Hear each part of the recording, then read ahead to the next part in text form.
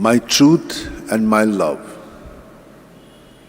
My dear sisters and brothers, all of us are focusing on love. But what is the underlying love?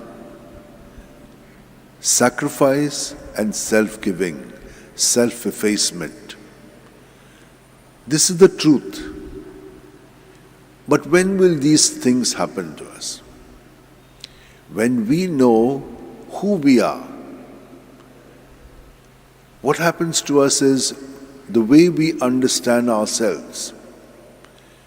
We think we are the center of this entire universe. But what makes us think like that way? We have a very limited ability. We can't do many things. And so how can you think like that?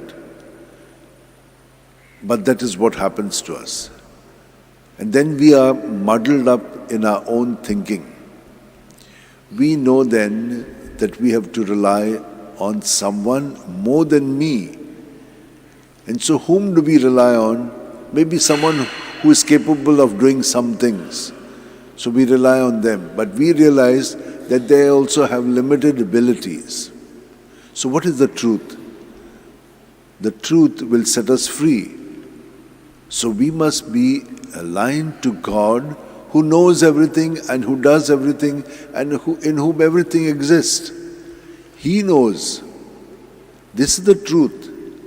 And that God loves each one of us. He loves us. Why? Because each one of us is a cell in His body. And this is what God has shown us through His Son Jesus when He has reformatted us again in Him. First, God wanted us to align with Him because He made us in His own likeness and image.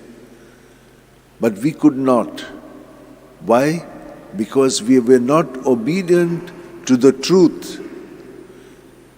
We were falsely remaining centered on self. We must be centered on God, and this is what will make us loving as He is, because we know that we are not everybody and that we can do nothing. And so we see how God gave in to what the Jews wanted, His people, Israel. He wanted them to know that He is the Lord and God and King over Israel. But what happened?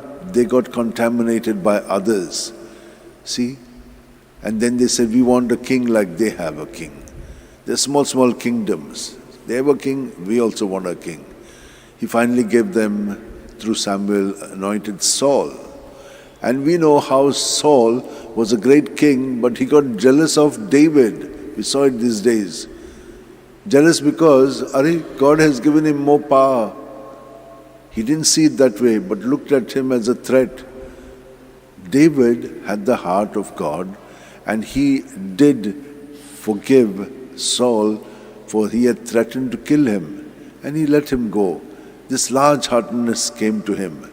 But we know how David also sinned, and he repented for his sin when the prophet told him, you are the man who has done this evil. And then he realized, yes, I am not all that powerful. My power comes from God. He had said this, but we keep on dilly-dallying, going to God and coming back to us. But the truth is that God is the one in whom we experience all the care and concern. So we must give ourselves to God, and here He has shown us through His life that He does good to everyone, especially those who are sick, who are ailing. Others are saying all kinds of things. Why? Because they are not living in the truth. They can't see it. But when you live in the truth, you have to be alone with God, always continuing to do good in spite of people telling you all kinds of things. Now, if we are entrenched in our union with God, then nothing will touch us. We will be going ahead despite all criticisms and things like that, that they were hauling against Jesus. My dear sisters and brothers, so what do we do and how do we go about? There are three things that I like to mention to you. First and foremost, that Jesus himself has told us, if you want to bear fruit of love and truth, then remain in me. So that's the first thing. How do we remain in him? At our breath. Breath is the best way. He comes into us, we go into him at the breath out. And if when we breathe out, you can say the name of Jesus, what will happen is all your thoughts, all your feelings, whatever is going on in you, you'll be surrendering it to him. And as you keep surrendering, it gets cleaned up, and the next moment, the next breath, you're getting filled with his truth and his love. And that will keep on permeating you through the night, and in the morning, you'll be reorienting yourself in Jesus, so that he, not we, are the center of our activity and being. So through the day, we will have a lot of challenges. Those challenges you can easily meet with his presence and his spirit. Now what we need to do is, in order that we may be able to understand our life in him, we need to read the Word of God. All of us are saying, I do a little bit, do a little more. Because if you read the Word of God, then we are truly going to know what God wants to do through us that day.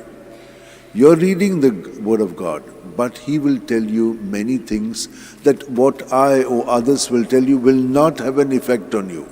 Only through his Word. Then we can share the Word with others. And the third thing which is important is, most of us say the rosary. Rosary, we are saying, we are contemplating the life of Jesus, who has lived our life, and we are living his life. So how did he live his life? And how are we living it? You'll get your insights there, because we have the attitude of our Blessed Mother. We are not the center, we are the servant of the Lord. And let it be done to me according to your word, so that I can become more of Jesus today in my thoughts, words, and deeds. These are the three things we are all doing, but if we can do it with real presence, you will see the transformation that will come into our lives, and we'll be really living by the truth and love of God. Please hold your hands like this. Keep your back straight, close your eyes. Just be still. And you're experiencing breath filling you from your toes right up to your head, and breath exuding from you from head to toe. Breath is life, and Jesus is the life that is being filled in our body, mind, and spirit. And in this way, we are made one with him. Just as the tribes came and said to David, "You are flesh of our flesh." Yes, God is the being in whom we live, move, and have our being. And so let us remain centered on Jesus, and in his name we will see the demons fleeing from us and giving us peace internally, love, and strength.